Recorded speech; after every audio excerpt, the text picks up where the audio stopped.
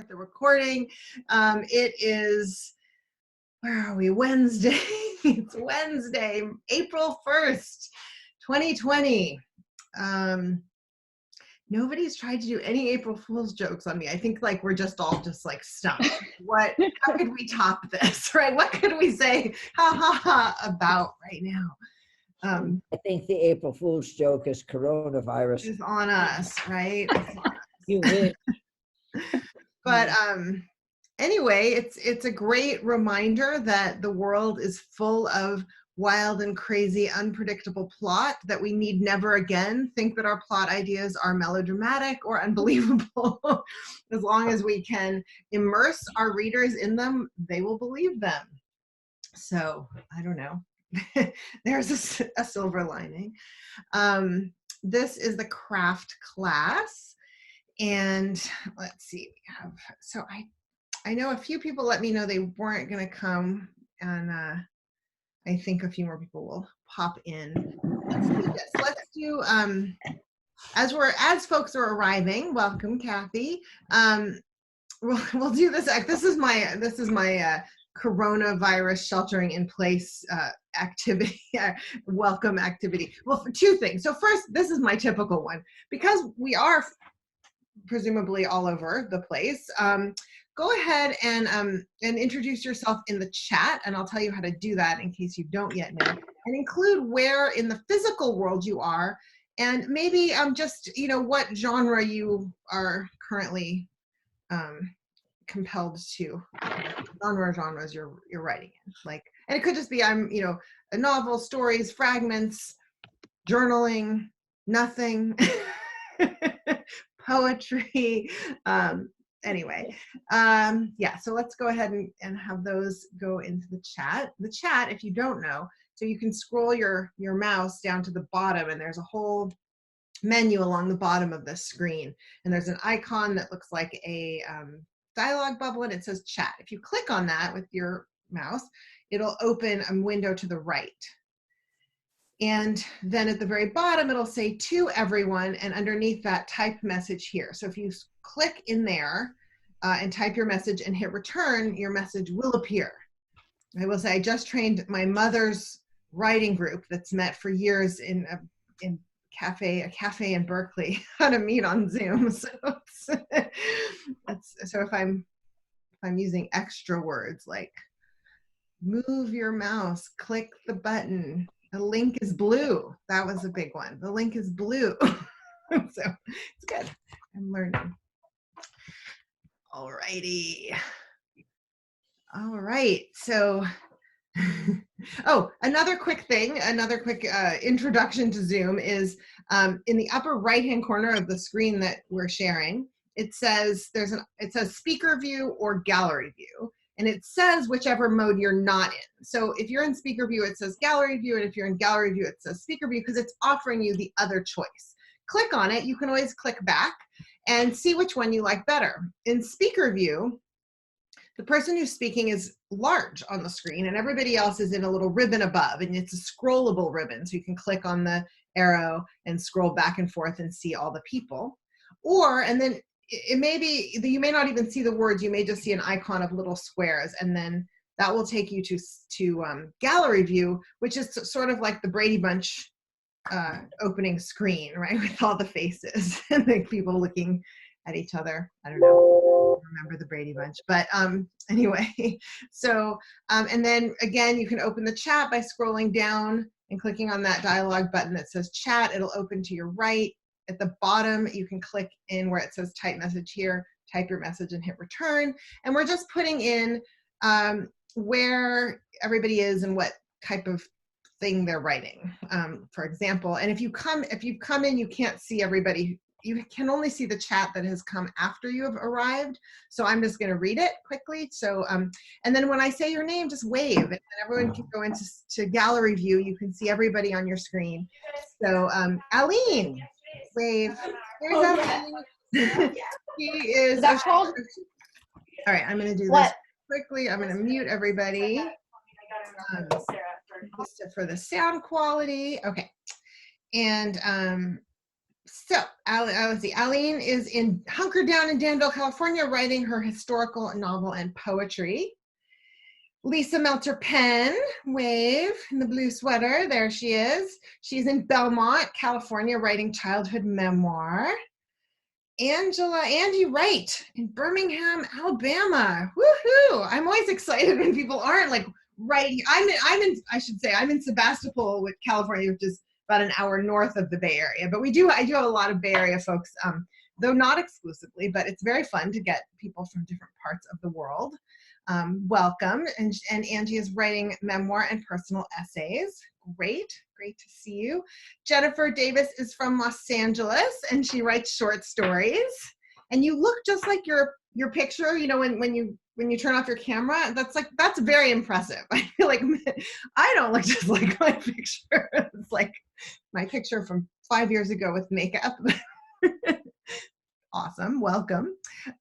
Frances is in Richmond. There she is in purple, on the second draft of a biographic historic fiction set before the Revolutionary War.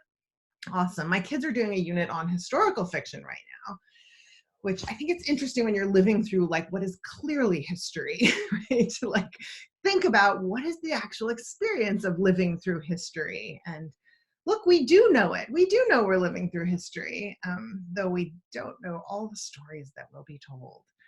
All right, Eleanor. There's Eleanor in Walnut Creek, working on a long essay about being a cancer survivor, as well as a journal of life during the pandemic.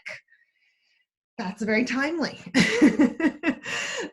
Great. Jody, with the pink wallpaper, is finishing editing her novel. She adds hopefully, but I definitely think that she's a very dedicated editor, which is a mystery set in London and Ohope Beach, a surf beach in New Zealand. Christine, where's Christine?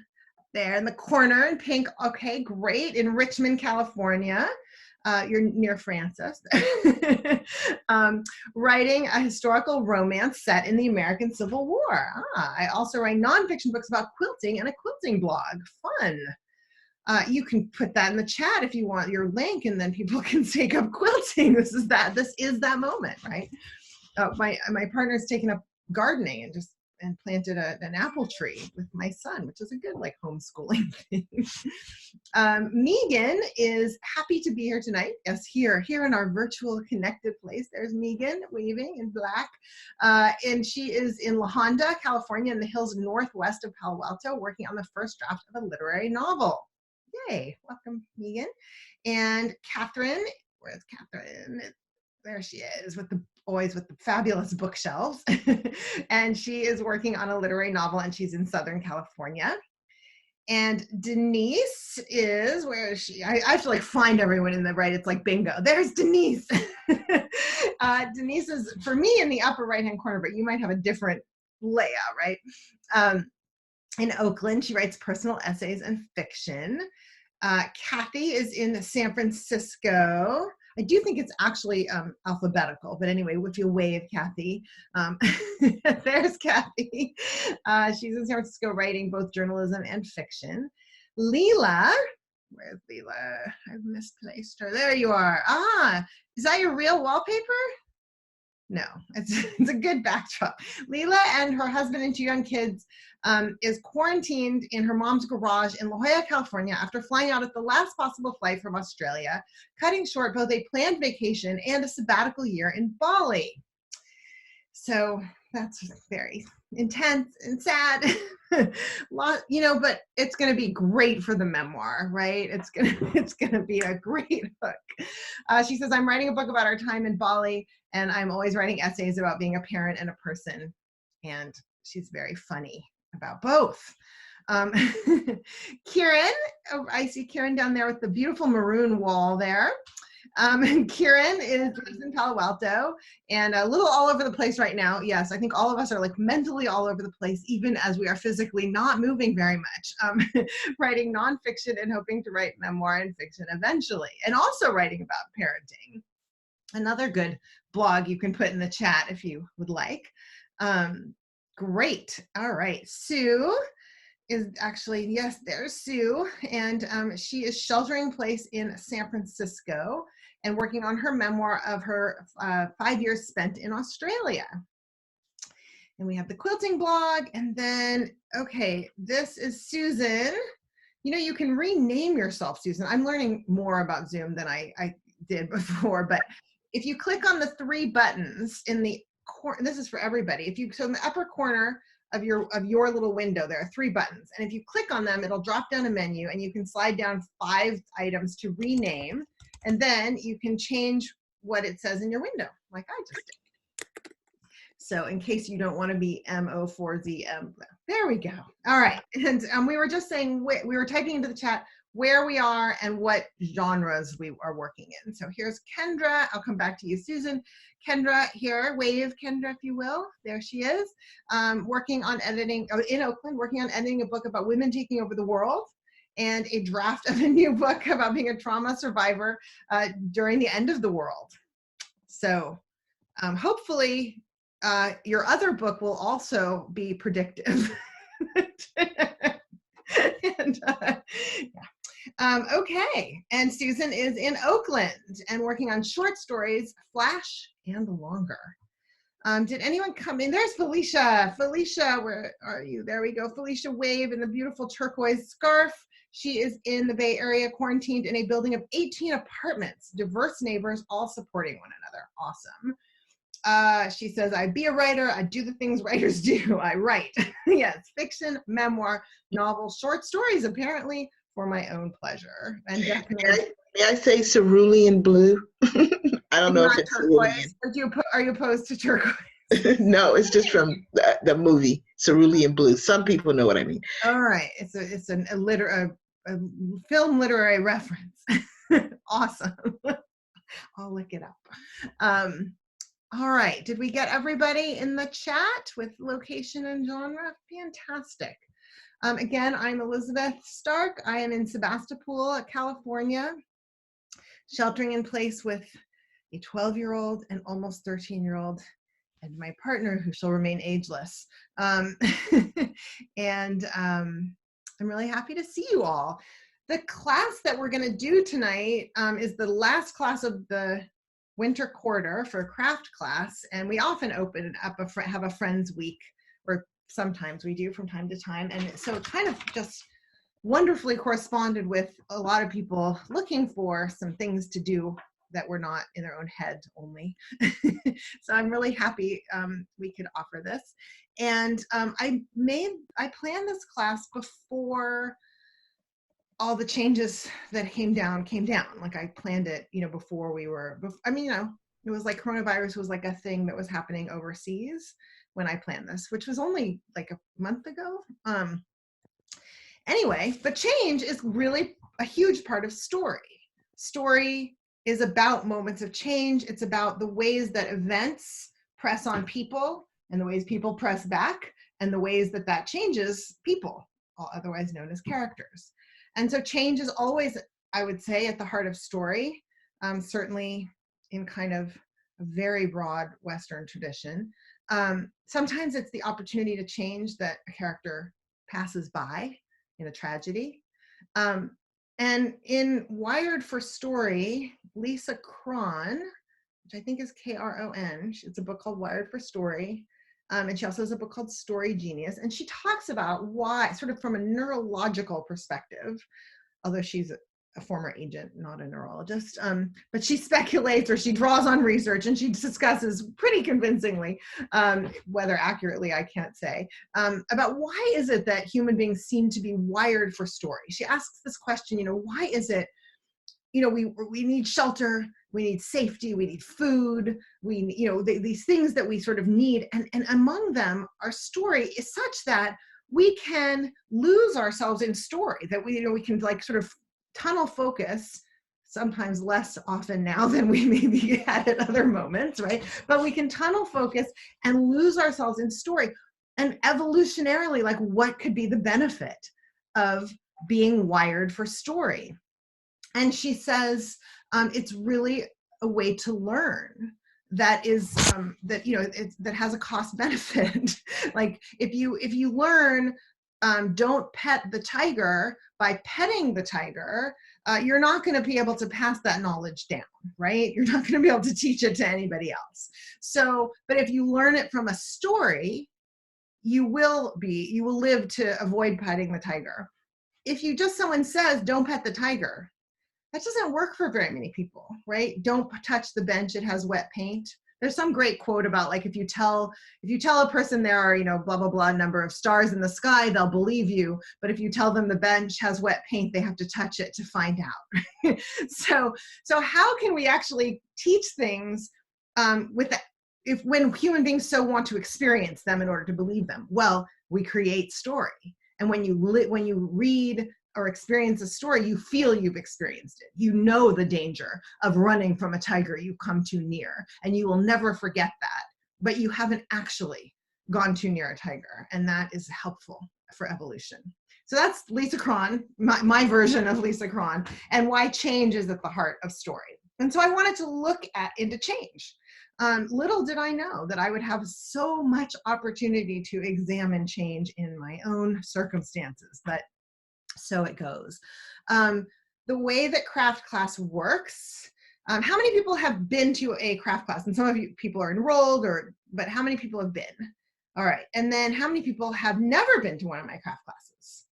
You're visiting, yeah, good. All right, well, these are really good reminders, because a lot of what I teach in craft class are also just the things you need to take with you when you sit down to write at any point, and they're really easy to forget.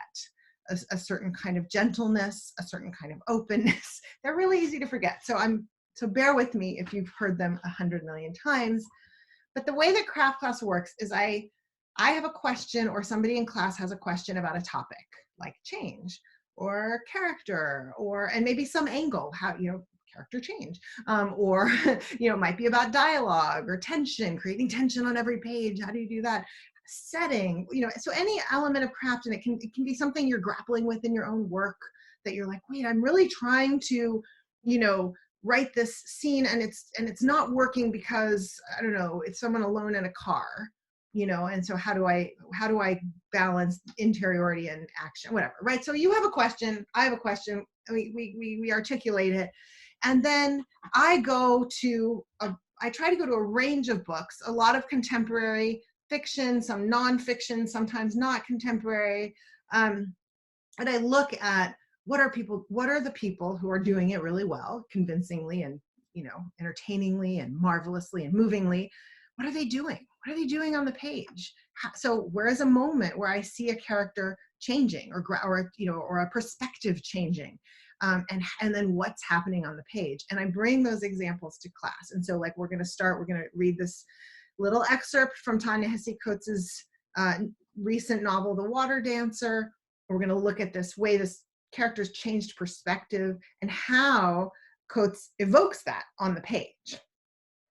And so I'm talking a lot right now, and in these little moments when I introduce these pieces, I'll read them and I'll talk, and it will sort of be a little bit up here. And up here might be a place you're spending too much time lately, or it might be a place that feels so hard to focus. I will say I have a student who lives in North Italy, and she is a few weeks ahead of us in sheltering in place. And she did tell us about the third week that she started to get her concentration back. And I think we're entering, people are in different places, but but as we're sort of getting some weeks in, I think, it's going to change. Even if the circumstances aren't yet changing, we keep adapting or getting more frustrated or whatever, but there's changes. Anyway, so I will read this and we will talk about it, and then you will go to the page and you will write. And I will have talked about things you might want to play with, techniques you might want to steal from what we've read. But you will write about your own characters. So it might be a character you've been working with for a long time, or it might be a character that springs to mind when I make the suggestions. It might be a character you create as you put the words on the page. So there are not a lot of rules about it. You go to the page and you free write. And I will have given you lots of different things, and some of them will have sparked you, some of them might have annoyed you. And the number one rule, all right, who knows the number one rule? And it's the part about the writing. So who knows the number one rule? Unmute yourself and say it. All right, Eleanor put it in the chat. The number one rule is just write. So, and there are only 2 rules, by the way. Maybe like there's a third one developing about talking about stuff, but the number one rule is just write, which means it doesn't matter if anything you do on the page has to do with anything that we've talked about or that I've talked about around the exercise or that I've put in the notes. Whatever you need from the conversation is going to come with you to the page, but writing is a really different act than thinking about writing. And it's actually a much more wonderful, easier, more pleasurable act. We think about writing and we think this is really hard and I don't know if I want to and I don't know if I did it well and but that's thinking. When we're on the page, we're having an adventure. We're having a physical experience, whether we're typing or writing. So just go to the page, and if you do something completely different, that's okay. And one of my favorite things to say about the role of the creative writing teacher is that it is somebody to say no to other than yourself. And really, when you sit down to write, it's so easy to start saying, no, that's not a good idea. No, why did you do that? Why did you think of that? And if you're saying no to me and you're pushing firmly off in your own direction and you're writing something completely different because that's what you feel like, great. I consider that a win-win. You writing is all that matters for the periods when we go to write. I'll tell you the second rule when we come back from writing. Any questions before I read the Ta-Nehisi Coates and talk a little bit about change in it specifically? You can put questions in the chat, or you can just unmute yourself, which is either in your own little box. It'll say unmute if you roll over your mouse over your box, or in the lower corner of the whole screen, you have a microphone and you can mute and unmute yourself down there. So you have 2 ways to unmute, or you can raise your hand. Sometimes you have to wave a little. I don't always see the chat when I'm talking to you guys too. So if you say like goodbye in the chat and I don't say goodbye back, and then later you've gone and I see it, I will always be wishing you well, but I don't always catch everything in the chat while I'm teaching. Any questions? All right, let's read it. All right, I'm going to read it first. I'll say a little bit about it and then we'll write. The wind rustled its way up Bainbridge, this lovely thoroughfare. Lovely, yes, I had come to believe this. For where I once perceived chaos, I now saw a symphony in the city, in the low things in the alleys, in the abominable odor, in the great variance among the peoples spilling out of their brick hovels, piling into the omnibus, heaving in the pewter shops, bickering in the haberdasheries. Oh, there's a haggling over groceries. I don't know why that word is missing, but it's groceries that they're haggling over. I love this. I love this author, but okay. So one great thing to play with is how much characters funnel our emotions and moods through setting. So in one mood, you look at a place, and you notice, how shabby it is, or it's dark, or it's small, or what, when you're right. And then in another mood, it's cozy and like perfectly worn and wonderful, right? And so our moods really determine what we notice and what we make of what we notice. And then the other thing is this change, right? That he initially perceived chaos in the city, but that he, over time, he came to see instead a symphony, right? And what I really love here, and what kind of surprises me in this, is that the descriptions retain words that you might think of as having negative connotations, right? Low things in the alleys, the abominable odor. I mean, these are not compliments, right? Great variance among peoples, okay, that, spilling out of their brick hovels. Like, hovels is not a word that you necessarily uplift. Piling into the omnibus, heaving in the pewter shops, bickering in the haberdasheries, haggling over groceries. These are not words that are necessarily the most sort of shining, positively connotated words, but that's kind of it. here's a character who once saw these things as chaos and who is embracing them as a symphony. And a symphony is still, you know, a lot of noise, right? A lot of different kinds of noise, but there's a kind of a harmony that he's now perceiving, a kind of beauty. So I like that. So one of the things you might want to play with is not necessarily lining up the language with the mood, but like seeing what your character is embracing about it. And so it might be something moving from, you know, a negative to a positive perception. It could be moving from a positive to a negative perception. And it could be, you know, any variety of kind of, you know, any change you can imagine, right? And here, this one's about place. That's a really wonderful thing to play with. You know, what details of a place somebody notices, but of course, it could be the details of a person or an activity, right? Anything. But what really is, I think, interesting to me here, and again, I invite you to have something else be interesting to you, but is that what happens when our perceptions change, and how do we describe something and kind of convey both the way we thought it was and the way we now understand it on the page. So I'm going to read it one more time, and then I'm going to give you 7 minutes, and I encourage you to kind of free write, like just write, and if you get stuck, write about being stuck rather than going off in your head. Just get on the page, don't worry about what I've said, grab onto some word or some idea or some image and just see what's there. The wind rustled its way up Bainbridge, this lovely thoroughfare. Lovely, yes. I love that assertion, right? Lovely, yes.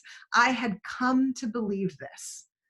For where I once perceived chaos, I now saw a symphony in the city, in the low things in the alleys, in the abominable odor, in the great variance among the peoples spilling out of their brick hovels, piling into the omnibus, heaving in the pewter shops, bickering in the haberdasheries, haggling over groceries. Give it a try. Remember, the only thing I'm asking you to do is write for 7 minutes.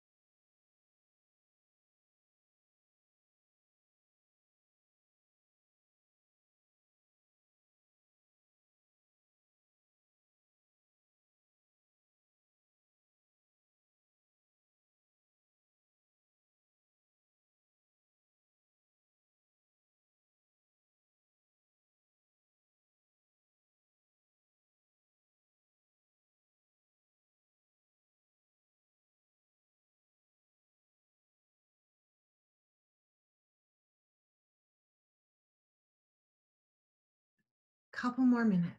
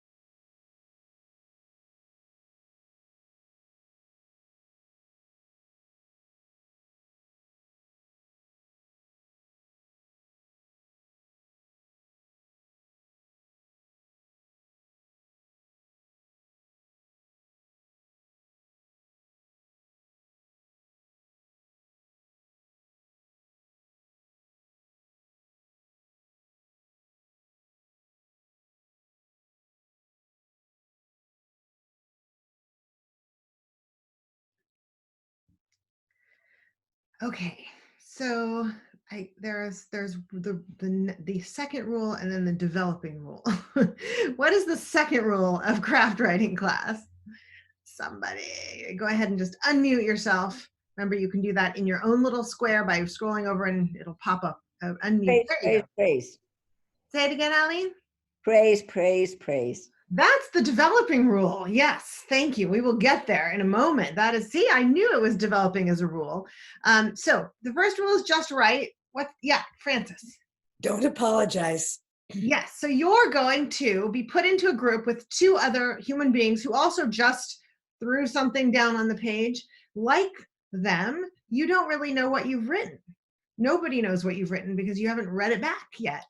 So apologies wouldn't even make sense because you can't comment on something you haven't read. And also because this is just an environment to explore, to put words on the page, to try new things. So there's nothing you're supposed to be doing, and so there's nothing to apologize for not doing. So, and it's such a good practice. You start here, and then pretty soon you're not apologizing all over the world. And then you can tell people, stay 6 feet away from me. And the world is just growing more feminist by the moment. So that's wonderful. So don't apologize. You're going to read your work. It's going to be whatever came out. You're going to learn when you read it out loud. Natalie Goldberg is sort of the guru of free writing, right? She wrote Writing Down the Bones and Wild Mind. And she says that free writing is like reaching down to touch your toes. It's a stretch, oh yeah, it feels good. Careful. And then, but don't be careful in free writing, just be careful in bending over. And then she says, reading your work out loud is like rolling back up again. So it's just a way to find out what happened. So I really believe in it. So the first round, we always go into small groups so that everybody can read aloud. And you're going to be in groups of 3. I'm pretty sure I've put one person who's enrolled in this class at least in each group. And so you guys are like the leaders, and you're going to have 4 minutes each. So the first person will read, and read slowly, read clearly, let everybody hear it. And then the people are going to respond to the other people. And this is where Aline is articulating what is rapidly becoming rule number 3. How do you respond to something somebody has just written? And what I think you do is you do specific, honest praise. That's really all somebody needs for it's just what's working very specifically, but truthfully. And it's not that hard to find something that's working. Oh, I loved that image of the person falling off the cliff. I loved the way the color green came up. I was really curious to know what was going to happen next. That kind of thing, right? That's it. And then you say something true and kind and specific, and then everyone will do that, and then you'll move to the next person who will also not apologize. Got it? It's really fun. So I click open all rooms. I think it just whisks you away because that just happened to me for the first time. Our kids' middle school held a Zoom meeting and I got put into a breakout room and it's like, it just whisks you away. So, Can I add something? yes, please. Sorry, apologies. That we don't have to set up the whole story, right? Thank you. Yeah, no, that's real. Yeah, that's really important. Just trust that what you've written has so much in it already. It's enough. Thank you. And Felicia is a wonderful person and brilliant writer, and she leads the alternate week session. So I teach every other week and I create alternate week exercises, and Felicia leads those meetings so that it ends up being 10 or 12 meetings instead of 6, which is fantastic and an honor. So anyway, yeah, so that's really a fantastic thing to remember. Just read it and see what's there in those words. Okay. So into your room, and I send little messages saying, switch readers, and then I pull you all back. Have fun.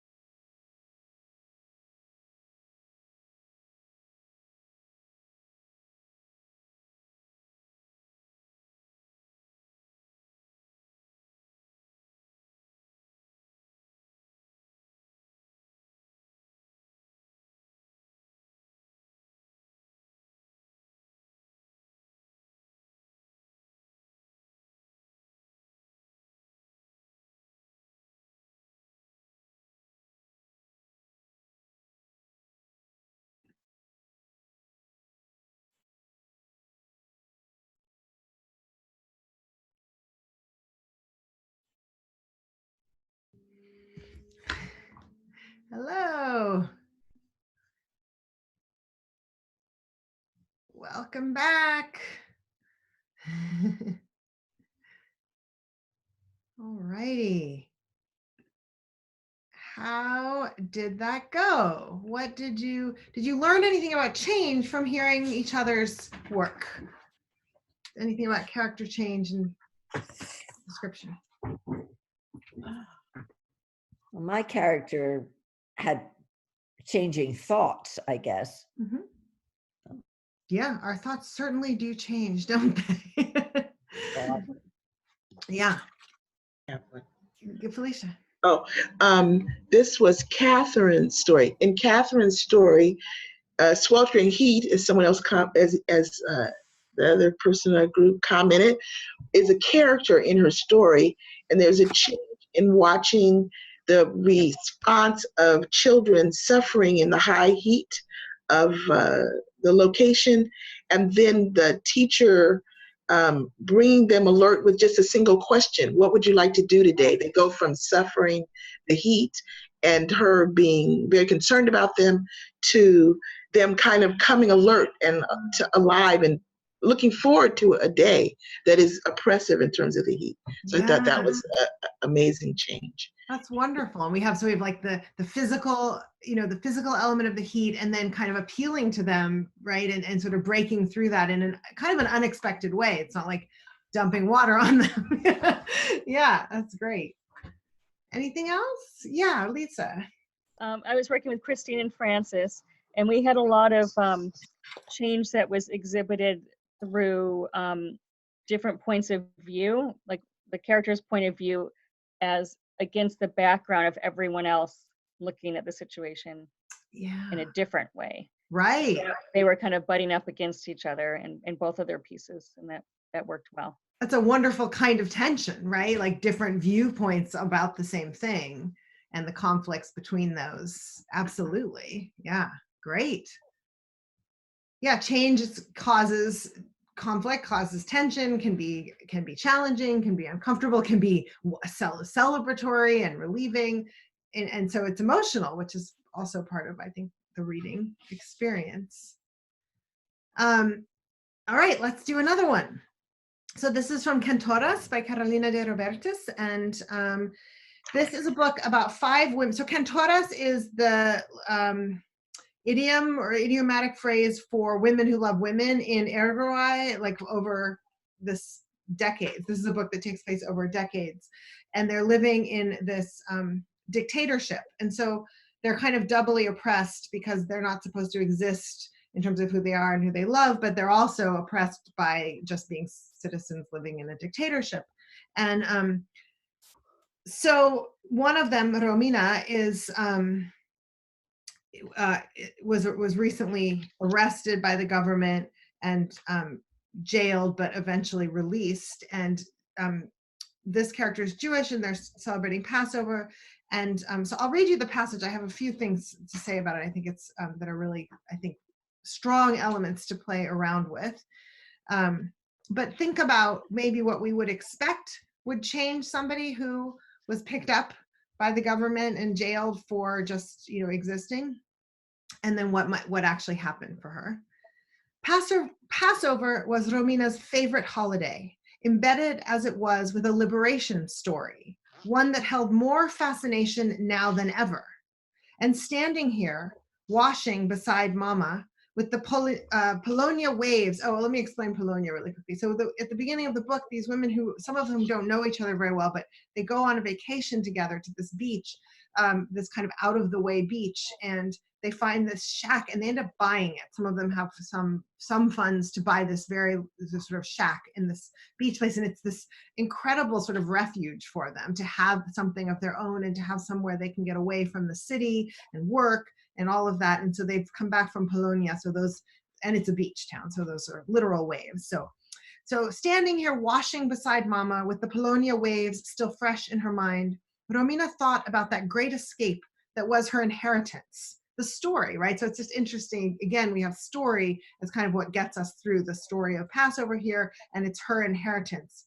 So she's standing there washing dishes, and she's thinking about that great escape that was her inheritance, and thought, What if soapsuds foaming, circling, seeping into the skin of her hands? What if she shed her fear?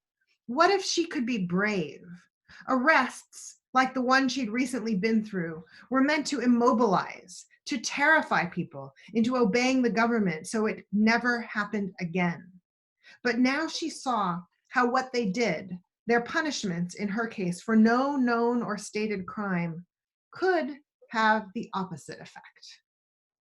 So there's some things I really love here that I think might be fun to play with. I mean, what if is a great story question, and it's a great character question. And it's something that as writers we use what if, but also, and even if we're writing memoir, we're thinking, what if we tell this story? What if we start here? What if we end here? And then in fiction, even this multiplies. So what if? Um, and what if I respond to this in an unexpected way? What if this impacts me differently than anyone could have ever imagined? So I think that's a great thing. And to think outside the box, because as writers, we're creating possibilities, right? What if A does not, or B does not follow A, right? What if something else does? What if? And so that's a great just thing to play with as a writing prompt. And then the other thing that's beautifully done here, we talked earlier in this quarter about interweaving interiority, the thoughts of the character, and narrative exposition, the explanations of things with the sort of sensate details of a scene. And here she is washing dishes with her mother, and we just don't lose that, because she's thinking about Passover, and then we have standing here washing beside mama, and then we go to the Polonia waves, right? So we're moving in and out of her head and her memory and her imagination, and then she thinks what if, and then there's just that little dash, and then we get this image of soapsuds foaming, circling, seeping into the skin of her hands. And again, just like in the last one, where the details of the world, they're very important. They hold emotion, they hold meaning, and she is there washing the dishes, and that's as real and sensual to her as these thoughts and as these memories, and so it all weaves together. And then we go into what if she shed her fear? What if she could be brave? And then just this statement: arrests like the one she's never been through they're meant to immobilize, to terrify people into obeying the government so it never happened again. But now she saw how what they did, their punishments in her case for no known or stated crime, could have the opposite effect. But I think that those soapsuds keep us in this moment, and it makes it more powerful that she's also breaking out of something. So you might want to play around with, where is your character when they're thinking? What sensate details are they experiencing as they're changing their minds, and as they're understanding themselves differently, and as the great what if is bubbling up, to keep pulling us also to the world, which, as we really, I think, know very strongly right now, matters to us a great deal. So playing around with what if, playing around with the possibilities and the imagination and the memories, but also the sensate details of right now, and see if your character might surprise him or herself, might head a different direction than maybe they thought they could, or you thought they could, or anyone would have imagined. See what happens. All right, we're going to do another short one, like a 7 or 8 minute free write. Usually we try to do some longer ones too, but because I want to get to hear from as many people as possible, we're gonna write short. But you can use these prompts over and over again, or take the little bit you write and use that as a prompt and write again later. So let's just do a 7 minute free write and see what comes out. Remember, all you need to do is write.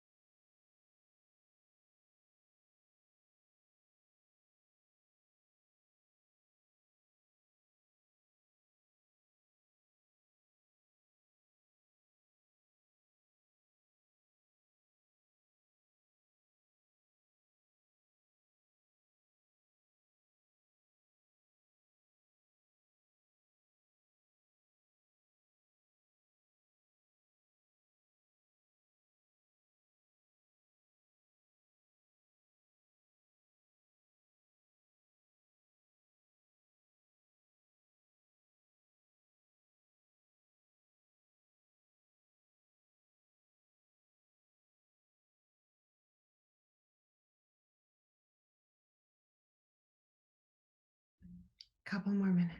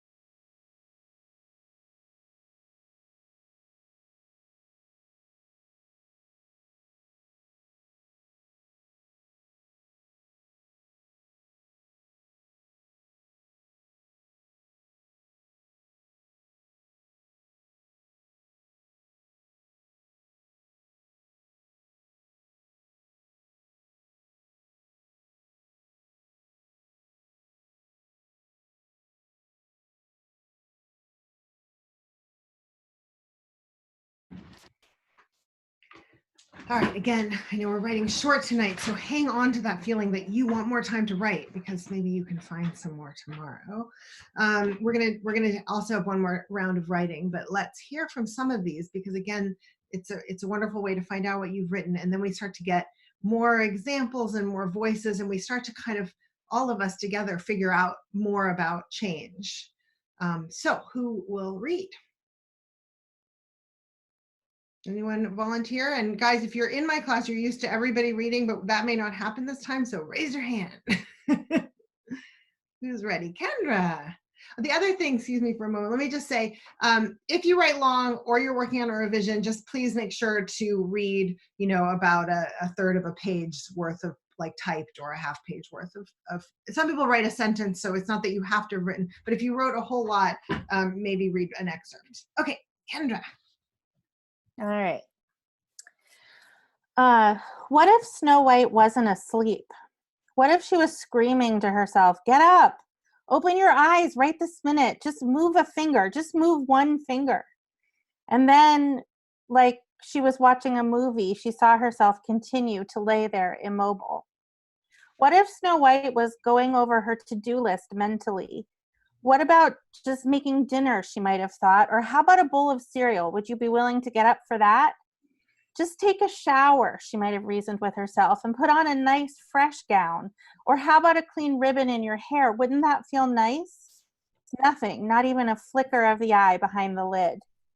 But what if that was because she was bargaining? You could even just put on a clean pair of sweats. Princesses can wear whatever the fuck they want. What if she was in there trying to take a deep breath in on 4 and then exhale on 8? Maybe, she told herself, if you won't open your eyes, at least notice the play of light on your lids and let yourself imagine the way the trees must be swaying in the breeze that you can feel moving through your hair. That's wonderful. That's a great spin on old Snow White there. And then I love how you come down to that sensei detail, right? And I love the whole sort of trapped feeling, but it's with herself sort of that she's struggling mightily. Yeah, fantastic. Did that surprise you? Me? Yeah. Yeah, well, I think that I liked the what if idea, and I also liked that idea of heat being a character, just like having an unexpected character, and I think that's where it came from. Very cool. By the way, you'll notice people are putting their comments in the chat, so that's a great place to put your specific honest praise. You don't have to. Some people find it sort of too multitasky, but it's an opportunity. did Denise disappear again? I tried to write to her privately. If anyone's having internet trouble, I love getting to see everyone, so I don't encourage it, but the thing to do is to shut off your video because that can take a lot of energy. So if it's all seeming slow, but anyway, was that a raised hand, Eleanor?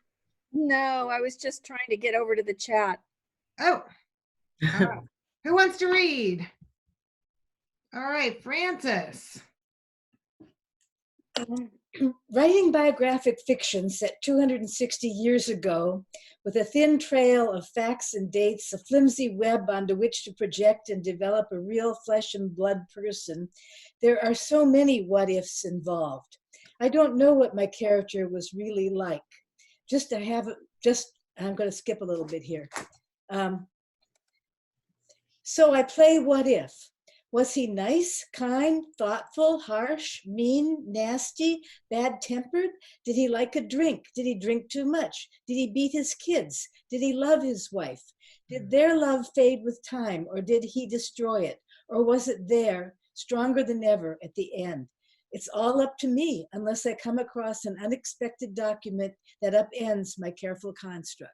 Wonderful. Are you writing an essay, or might you be? About this topic? No, that's just what I just wrote. You might be, but yeah, it's really fascinating because one of the things I noticed is that I felt like over the list of questions, I started to feel this character developing, who had almost had who had loved his wife, but who had, over time it had changed, but then it sort of started to feel like a journey, even with the contradictory questions. There's something so compelling about the character and the act of figuring the character out. Yeah, it was really cool. Very cool. Thank you.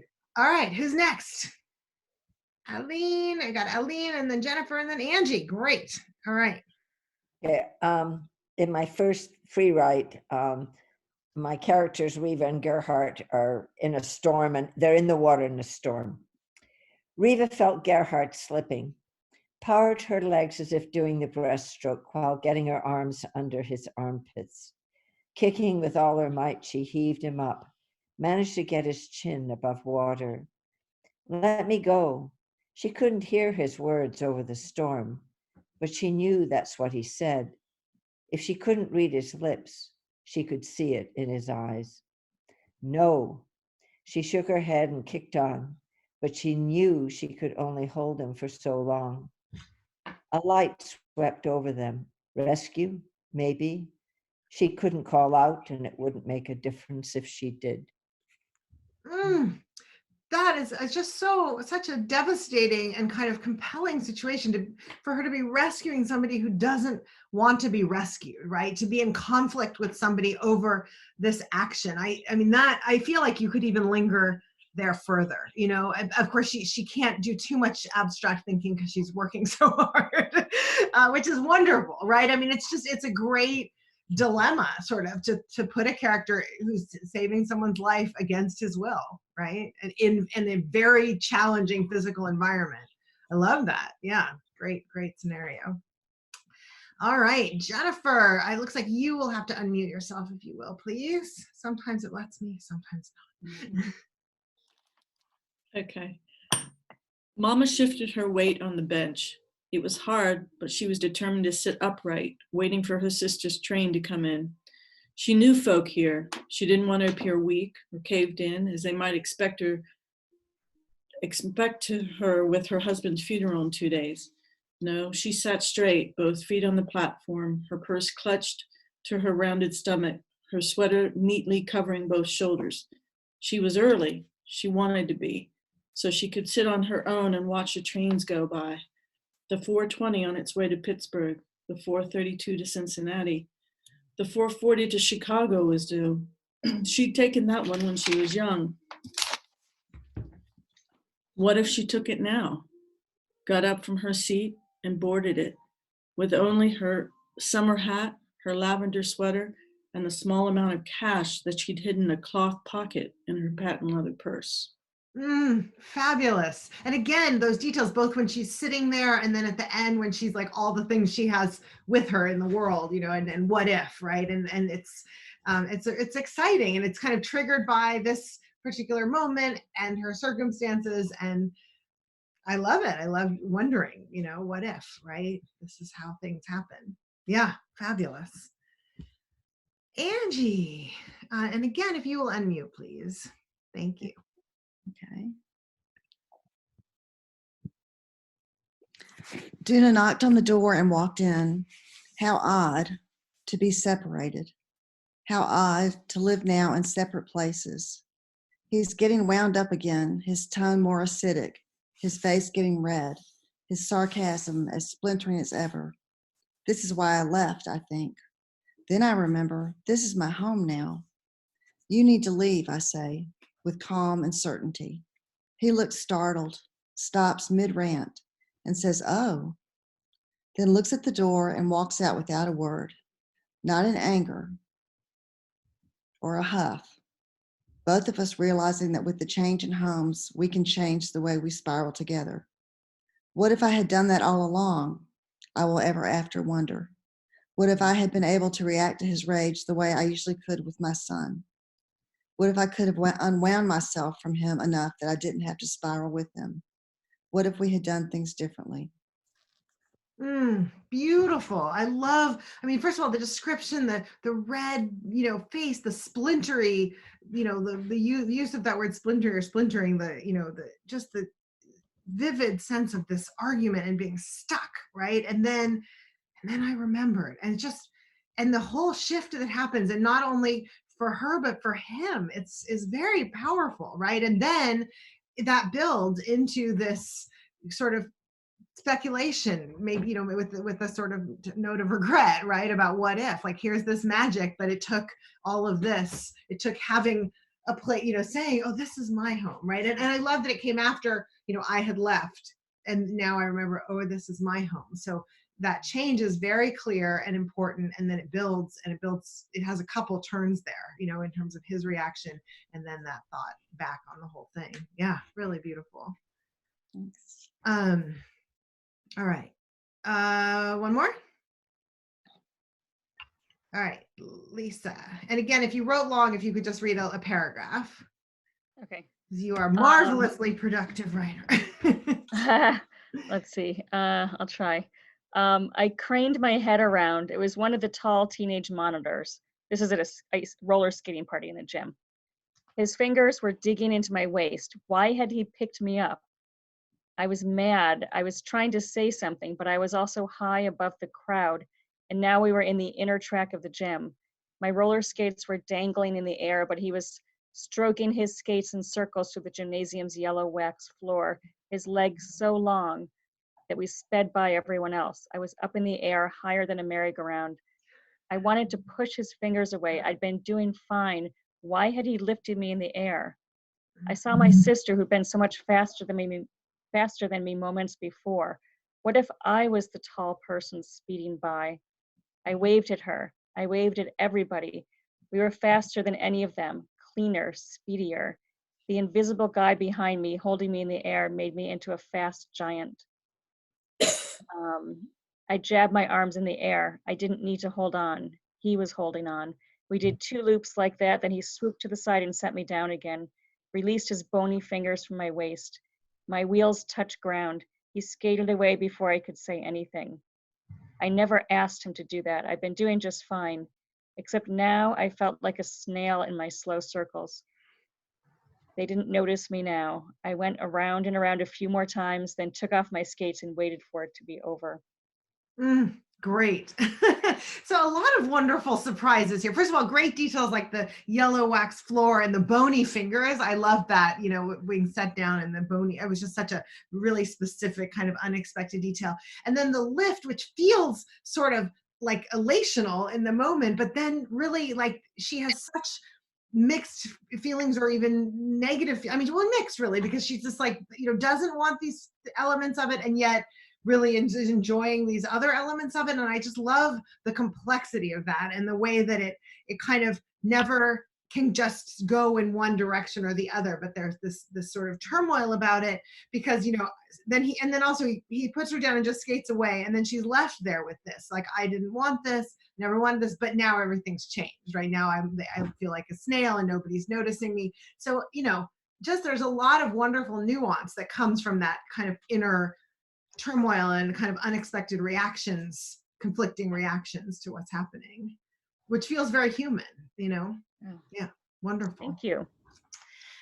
Okay, so we're doing our last writing, and this, I wanted to do some nonfiction, and I grabbed David Sedaris because, you know, who doesn't love David Sedaris in a moment when you need a laugh? And also, this is just a great moment. I wanted to look at change, and this is one, you know, that builds. And I've used that word a couple of times in responding to yours, like I talked about Angie's, you know, where there's this piece and this happens, and then that causes a change, and then builds to another change or another insight. So this has that kind of build in energy.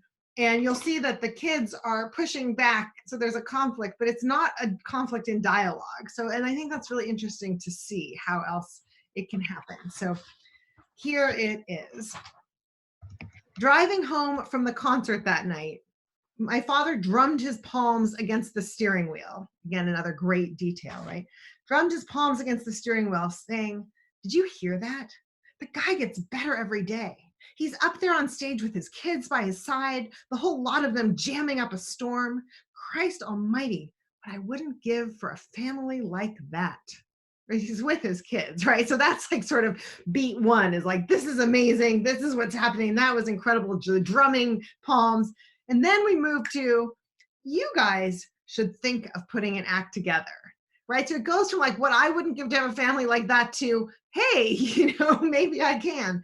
My sister Lisa coughed up a mouthful of grape soda. So that's sort of the protest, right? The reaction. "No, I mean it," my father said.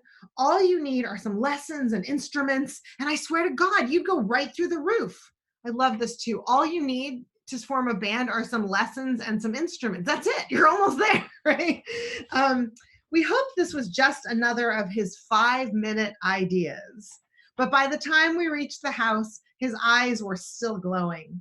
"That's exactly what you need to do," he said. "I don't know why I didn't think of it sooner."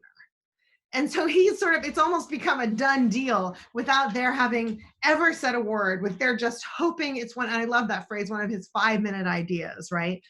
So, and so again, the build. I loved this. I wish my family were like this. Wait a minute, you can be. No, here's the plan. No, oh, this is, okay, it is the plan. It's gonna work, right? Like, that's a build.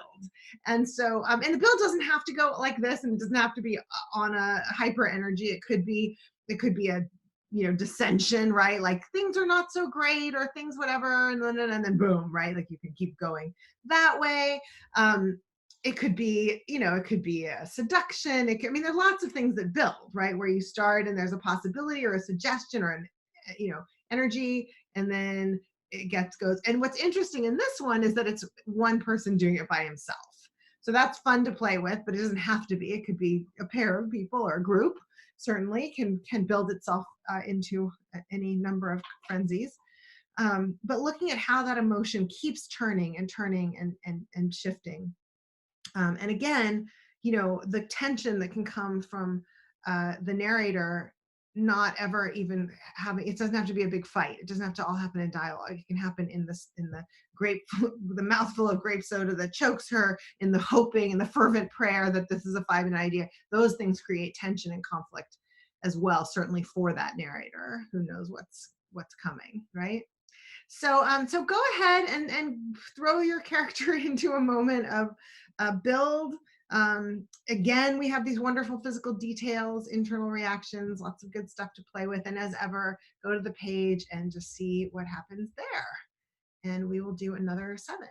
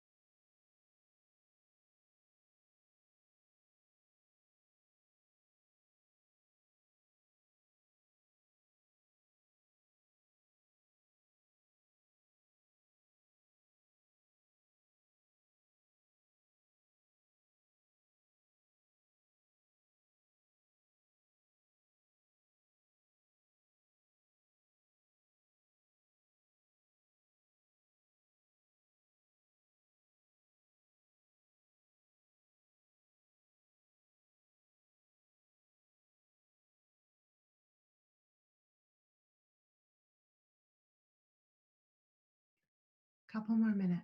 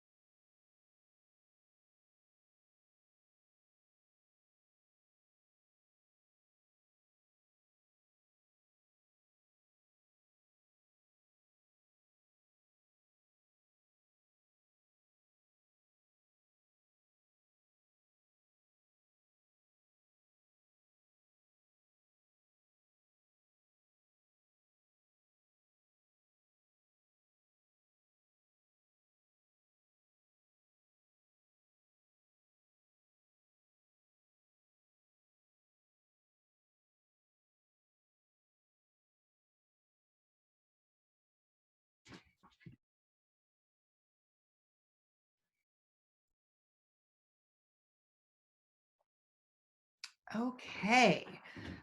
What I'm going to do first is there are four more people who are in this class, who've been in the class the whole quarter. I want to start with you guys and just see if you want to read. And the way this works, guys, is you can read from the first round or the second round or the third round, but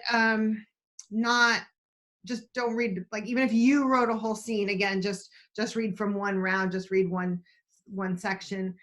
Just so we have time, because I'd love to get to hear from as many folks as possible. So, but let's start with the people who were with me this quarter. Felicia, you want to read?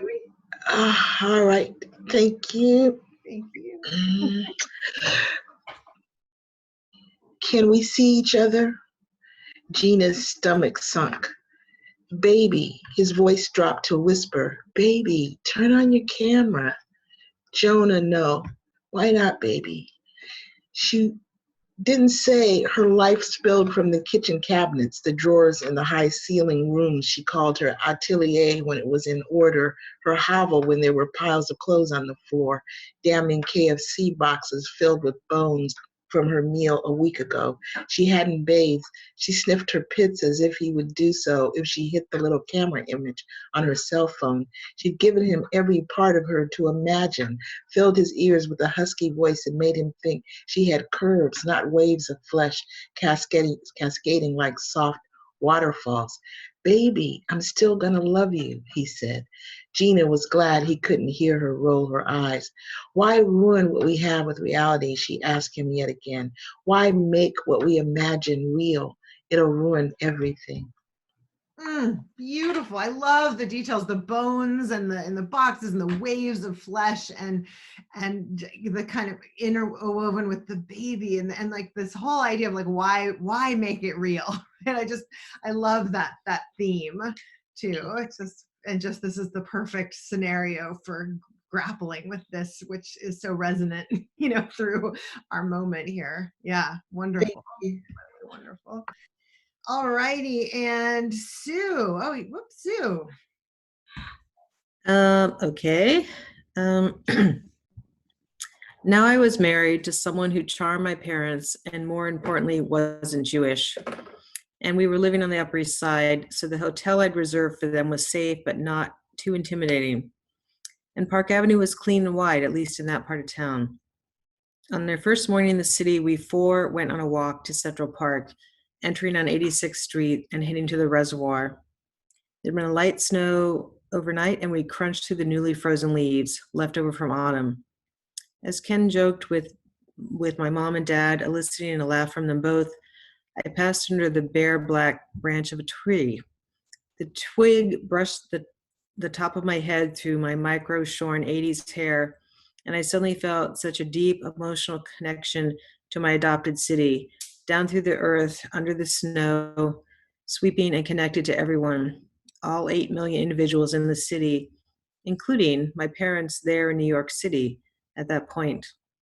Despite the number of fellow/sister citizens, the anonymity of the vast majority of them, I felt as one. I wanted to twirl around and announce this revelation and profound sense of connection to those most intimately connected to me. Then I realized I'd never captured it in words they would understand. But I knew I would never live in Ohio again. Nice. I love the setup because the stakes are there. It's like the parents coming and like, here's what's going to be okay with them, and here's what's not, and here's how we've set it up, and it's going to work, right? And there's sort of a tension in trying to make everything set up so that it'll work, right? And then I love the and just the sense of the city, which is I think particularly poignant right now, to just hear about it. And then I love the way the bare black branch, going through the sort of 80s shorn hair, like sets up, just triggers. It's sort of like the Proust Madeleine, right? But I believe it, and there's something so wonderful, and it gives us so much about this character to have this kind of physical encounter with this kind of nature piece in the city, right? To like trigger this whole kind of feeling of connectedness. And I love that the parents are included in it, but she doesn't know how to say it to them so they'll understand. So that's sort of one piece. It's like the feeling and then wanting to articulate it and then not being able to, and then understanding what it means, in terms of like her life, and I'll never live in Ohio again, right? So there's that whole progression there. Yeah, wonderful. It just felt like the tree kind of tapped me on the head and grounded me. That's what it felt like. Yeah, that's great. And again, it's like, it tells us about character and mood. It tells us so much because, in a different moment, it might have seemed like, everything's attacking me or I can't escape, right? So it's like, there's just, or for a different person, right? It could have had a whole different trigger. And so it gives us a lot about character and about, emotion. Yeah, wonderful. Thank you. Catherine. Okay. Carlos started to cry. He couldn't save Felicia. He couldn't find Bruce. Suddenly, he is overwhelmed and he tries to swim, but he is suffocating in the water. He gasps, attempts to breathe, and he feels he is rocking against the upturned rowboat. He reaches to grab the rowboat, perhaps climb into it. He misses it, and then it is his mom shaking, rocking him awake. He gathers himself into a fetal curl, continues to sob, but he cannot. What is it, mijo? Mama asked. I've tried too hard. More sobs. As what, mijo? I've hurt Felicia. I've failed Bruce. Mama put her arms around his shoulders and pulled him toward her. The sobbing stopped. Oh, there's this real build within the dream, right? This from the sort of the crying and the sense of failure to then trying to swim and trying to get in the boat and it, you know, and there's this kind of intensity to that, and then a sudden turn as the rocking boat turns into the mother shaking him awake, right? And then being in the bed, and then sort of confessing to her, and then there's a turn again at the end as she, you know, as she sort of settles him right back in. Having made this confession that I think seems like comes out of having the dream experience, right? And having those emotions. Yeah, beautiful. Great. Thank you. Eleanor, will you unmute, please? Well, did I get unmuted? You did it yourself. I did. You did succeed. Oh, yay. Okay, this is from the Pandemic Journal. I'm already spending way too much time doing frequent loads of laundry in hot water, setting the dryer to sanitize, wiping down surfaces with our rapidly dwindling supply of bleach wipes, hand washing, hydrating, preparing healthy meals, meditating, and otherwise trying to stay sane and healthy. How do people with children manage? Alex behaves like an overgrown child. He's defiant, rebellious, living in the magic kingdom of his own thoughts. He refuses to drink water, something experts advise in the best of times, but now it's vital to stay hydrated. Try explaining that to him. He stares at me like I'm from Mars. I guess that would be Venus. A friend forwarded him the information about the importance of drinking water, and he passed it on to me, but will he abide by it? Dream on. Meanwhile, he's sneezing and coughing. When I ask, he says it's caused by seasonal allergies. I try not to morph into his now dead controlling mother, but it is so difficult not to go there when I feel fearful for our lives. It requires me to let go over and over and surrender to the risk and unpredictability of everything now. Great. It's just, yeah, great. I love the voice of this essay. I love the details that bring this whole moment to life so beautifully that I had to laugh. And then the conflict, right? That's inevitably there, and the ways in which it turns. And I love trying sort of the effort of the character not to morph into his long dead mother, right? That's as if somehow she can control that. Is wonderful. Yeah. Great, fraught moment. All right, I think I didn't miss anyone who's in this class. I think everyone who's in this class read aloud either last time or this time. So now we have some time so if you haven't read aloud to the whole group yet and you would like to, raise your hand and let's hear some more. Leela, great. Oh, and you have to unmute. Sometimes it lets me unmute, sometimes it doesn't. Okay. I think Eleanor and mine are on similar pages. I'm thankful that my children are 8 and 10 years old and not 2 and 4 like they once were. Asking 2 and 4-year-olds to wear masks and gloves and to stay 6 feet away from others. 2 and 4-year-olds can't even keep on their pants, much less masks and gloves. We had to drive for 2 hours, wait to check in to our flight for 2 hours, wait another 2 hours for takeoff, fly 13 hours, and drive 2 hours to get from door to door in our exodus home. Never did anyone completely remove their pants. My son curled up to sleep on his Zaftig neighbor on the plane, and she let him. My daughter watched the first halves of multiple movies and never made a peep. We arrived tired but unscathed in a way parents of the younger set could only dream of. It's wonderful. I have to say, I'm with you with the so glad my kids aren't little.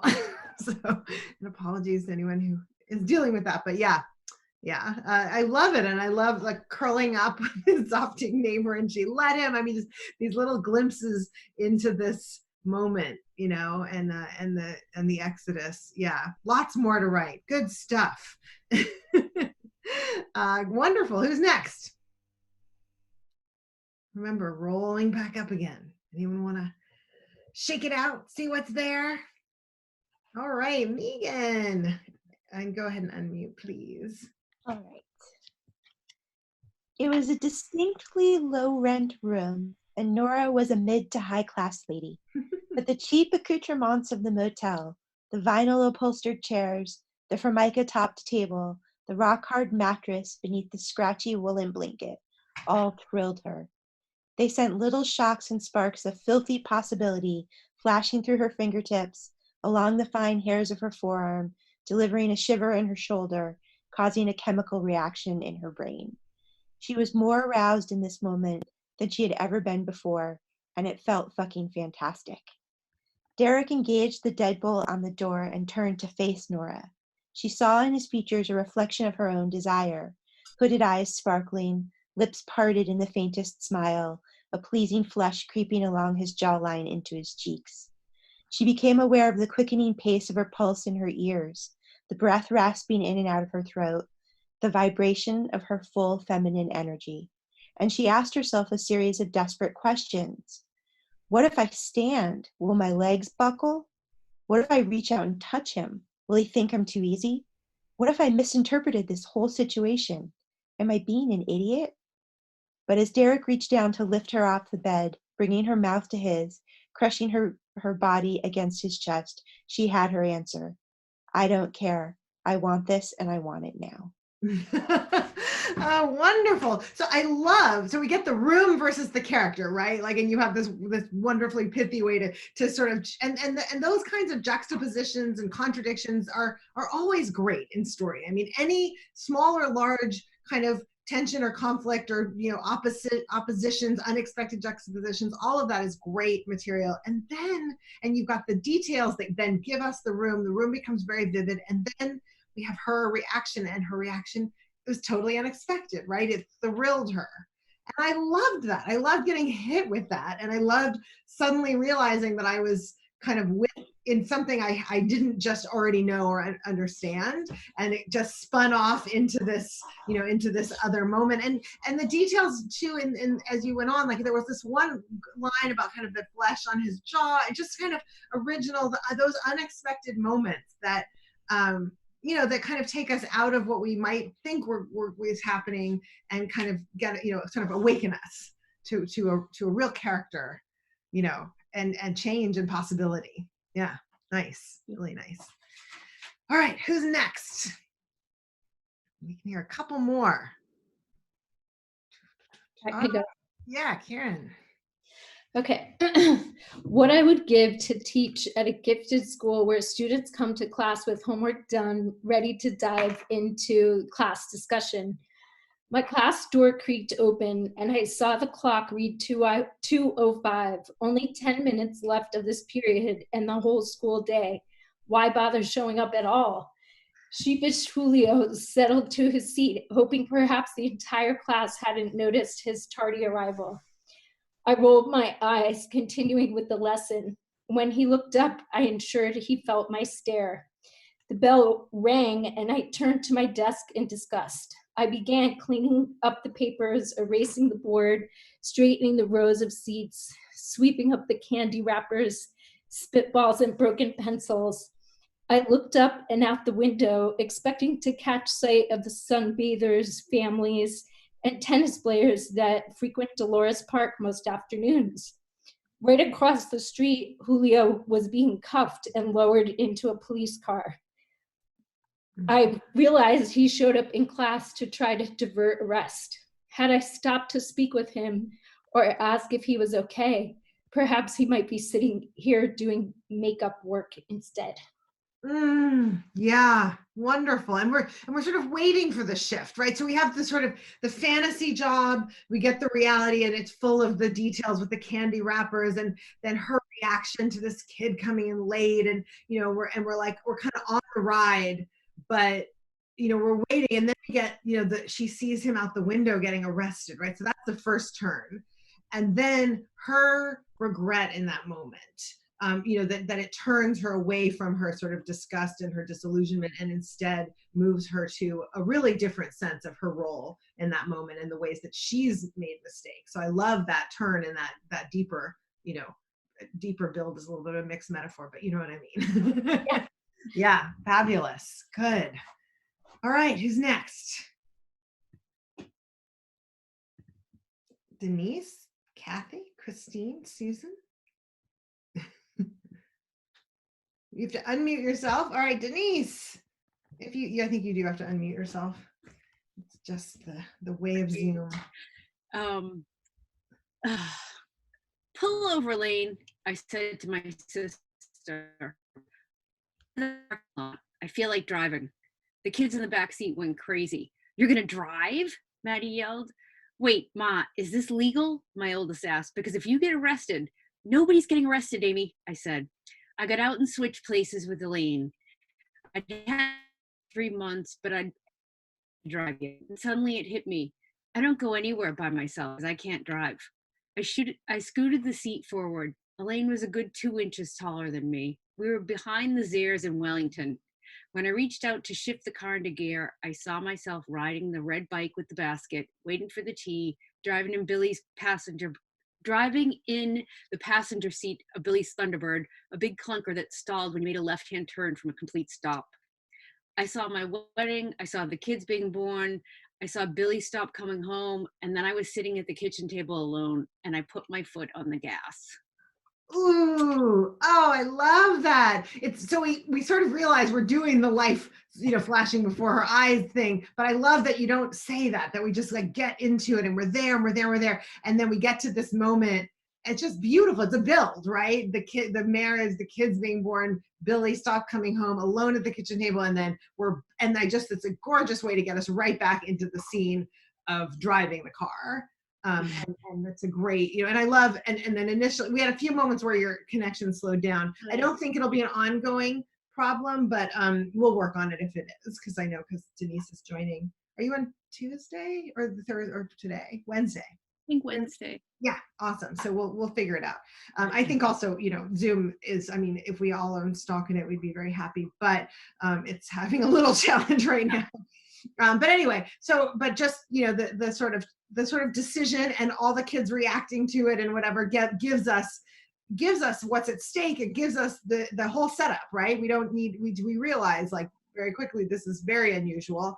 And, and then she gets in that position, and I love how you move her forward there. Yeah. Yeah. It's a real moment of change. It's great. Thanks. Thank you all so much for coming. And we're going to set goals before we go, because there's a last little ritual in craft class. My classes for spring are pretty much full at this point. I might open another one. I'll definitely be trying to throw out a couple of more free things while we're all on lockdown. So I think you're all on my list now. So you'll get my weekly missive as we all struggle along here. And that will also talk about free classes. Angie and I do Storymakers Show. That's our podcast. If you have any questions, we will talk about them on the podcast. So that's another way to get interaction. And like I said, I'm going to try to do some more free things soon as we all need opportunities to connect and to write. And then I'm going to do summer as well. So there'll be other quarters if you decide this is for you. So we would love to have you come back for sure. And the final thing is there's no homework, of course, but you are writers, and so you set your goals. And in craft class, typically you set the goal for the coming week, or if you're not going to make the alternate week, for the 2 weeks hence. And there's a lot to learn from setting goals and figuring out what kind of goals inspire you, what kind of support you want to put in place to make those goals happen. There's a lot of interesting stuff. I will say that right now, in most of our lives, setting ambitious goals and learning about our own productivity is not really where it's at. This is really a moment to be very kind and very gentle, and really just sort of saying to your writer self, like, what can I do for you today? What can I do? And maybe it is like sitting down and being like, I'm going to write a sentence. I'm going to open a book, or I'm going to sit and I'm going to just write a sentence, just to honor my writer self, because I can stand a sentence, right? I don't know what I have to say, and I don't know what'll come out, but I can do that. I had a student who had 2 young children, and she wrote her goal was 1 sentence a day, and she wrote and published a book that way. So kindness, lots of reaching out for support. I'm doing a lot of writing in Zoom with friends, like I show up, you show up, we don't even have to talk, but you're there. And I'm not actually, there aren't only 3 other people in the world. So that's good news. So yeah, so goals go in the chat, and like I said, be kind, be gentle, be loving. This is a place to support your writer self, and that might just mean, you know, just being curious about the world. Oh, and don't forget that people put notes into the chat, commenting on things. So if you read aloud, you might want to scroll back up and see if you have some notes about yours.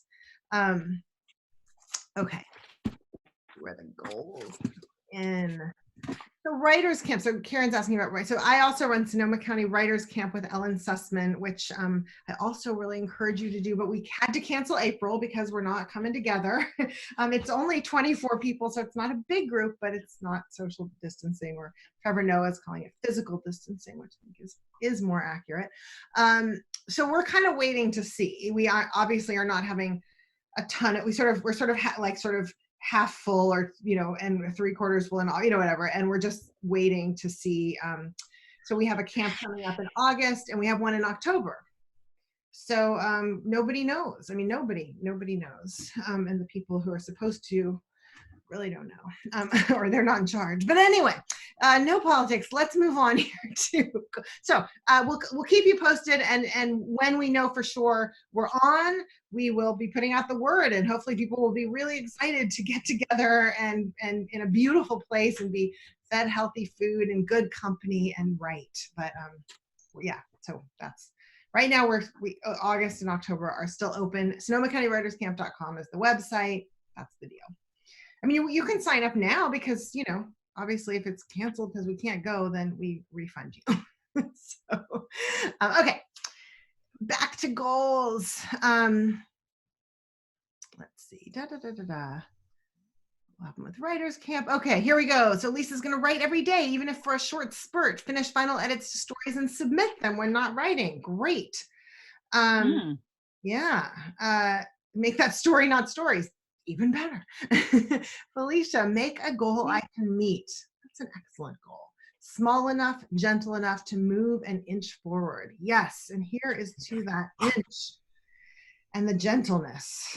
Leela, rework a Bali book proposal to include COVID twist and get it out to agents by end of April. I will say, somebody, a published author friend of mine, in close contact with her agent, who did just flee New York, but whatever.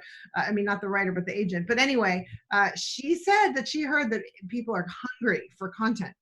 Like, I don't know. So it's interesting times. But I liked that. I liked hearing that. The only other thing is, go figure out how you can go to your closest independent bookstore, not go, but order books from your local independent bookstore, and keep track of the books that are coming out right now, because there aren't events happening, and this is the time to really support writers and try to keep that industry alive so that it's there for all of us. Okay, but yes, it's good. Get it out by the end of April. Eleanor, finish an edit of the cancer essay. Great. Keep working on the pandemic journal, 300 to 400 words several times each week. Read some poems. Yes, great one. Angie's written me a note. Can I talk to you about it? I love that I was just starting to get people coming from the podcast, and that's just wonderful. So thank you so much for your kind words about it, and yeah, I look forward to hopefully connecting more, and send us a question. But this is great. We had oh gosh, now I can't remember where Indianapolis. We had somebody who was a podcast listener from Indianapolis, and I said Indianapolis, and she was like, have you ever heard of it? It's like, no, I'm just excited that we're like branching out. I love everybody in the Bay Area too. So thank you. Aline says, my goals are getting vaguer and vaguer. Keep going, not worrying about whether it works just right.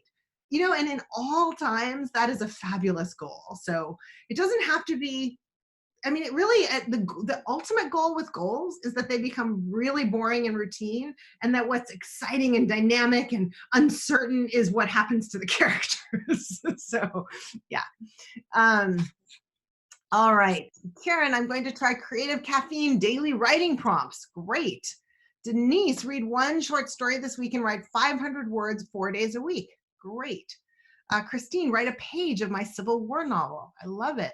Megan, finish my sexy scene. Yes. And insert it in the manuscript of my previous novel. Good. Yeah, I think one of the things Angie and I said in our podcast this week is write the parts that are fun for you to write. You know, this is like you don't have to be locked in your story. Go wherever you want to go. Let's see. Okay. Angie says, slow down to see, remember, conjure, and write the sensory details. Beautiful. Yeah. And this is a moment for slowing down, right? So, Angie, are you are you in a shelter in place order? Like, have you, No, I'm in Alabama, Republican governor. yeah, but probably She- stay away from people, right? Yeah, I mean, I am sheltering in place, but I'm not because somebody told me I had to. Right. Well, good for you. All right, where are we? Susan, I'm working on developing a review of a local poet's new work. Great. So this is leading me to read a number of other poets who wrote in this aspect or on her topic. Fabulous. Second, I'm ramping up submitting. Good, but I'm glad I did this class because it might kickstart me back into these longer stories. I love all of that. Sue says, let go of other work, i.e. paying job after 9 to 5. That's good. That's important. And do writing as possible. Can I work it into the schedule? Yeah, and again, just like in a gentle, fun way. You know what I mean? Like have a little tete-a-tete with writing as opposed to like, okay, here's my next slog now that the 9 to 5 is over, right? Just because writing actually is fun. It's just that thinking about writing isn't fun. It's like exercise. It's just not fun to think about. Like go of the slog. I like that. Yeah. Francis, for me, life seems shorter every year and I want to finish my novel. So I keep revising as many scenes each morning as I can. I time travel back to 1770 and have a great time. Now 80% through with second draft. Yay! That is so exciting. You have made tremendous progress. I love that. Thank you for coming. Sonoma County Writers Camp rocks. 3rd time this August. Yay, Sue. Yay, Felicia. Leela says, have to go put those 8 and 10-year-olds to bed. Bye, Leela. And Felicia says, everyone's writing was inspiring and wonderfully written. Various distractions mean I may not have commented, but that's never a comment on your work. Love craft class 3rd or 4th year. Yes, and you are the other pillar of this. So thank you. Yeah, there is just incredible writing here. So thank you all. We want to include you in our world if it works for you. So keep in touch and keep in the circle, and there'll be more openings when it's right. Let me know if you're interested. I'm going to be doing some different stuff, but like I said, I'll also be trying to reach out to the community at this time. So you'll get those from my mailing list. Make sure I don't go into your spam. Book writing world. All right, we are a little over time, so thank you. It was wonderful to be with all of you. Thanks. Yeah.